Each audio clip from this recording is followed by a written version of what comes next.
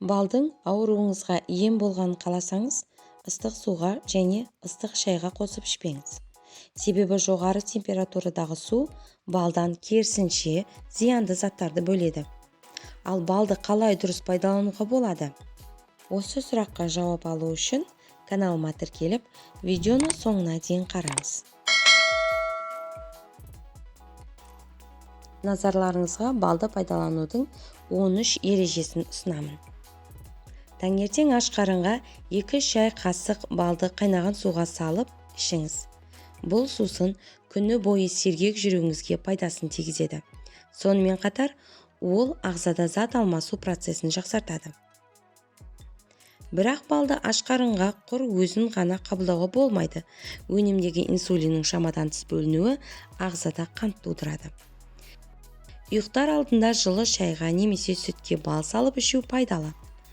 Бұл күні бойы шаршағаныңызды басып, оңай және тез ұйықтауға көмектеседі. Балды ыстық суға салуға болмайды, яғни температурасы 40-45 градустан аспауы керек. Судың температурасы 60 градусқа дейін барған жағдайда балдың пайдалы қасиеті жоғалып, керісінше улы және зиянды затты бөле бастайды. Бал жеген соң тісіңізді міндетті түрде тазалаңыз, себебі балдағы тәтті өнім эмальға зиянын тигізеді. Бал жеген адамның миының жұмыс істеуі жақсарып, есте сақтау қабілеті артады. Сонымен бірге қан айналымы дұрыс болу үшін қуат береді. Жүрек жұмысын нығайтады және қан тамыр ауруынан сақтайды. Асқазан ішек жолы ауруымен ауыратын адам балды тұрақты пайдаланса, ас қорыту қызметі реттеледі. Қан қысымы көтерілген жағдайда зығырдан 50 грамм, балдан 60 граммды 220 грамм қайнаған суға қосып, күніне 2 рет ішсе, қан қысымын төмендетеді. Құлақ ауруына да әсері мол. Сиыр, омырау, ешкі сүтіне немесе жұмыртқаның ағына балды араластырып жылытып, құлаққа тамызса, емді қасиетін көресіз.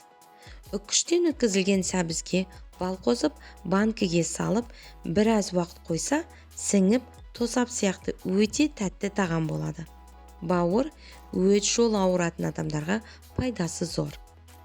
Аузы уылған адам бал жесе, тез айығады.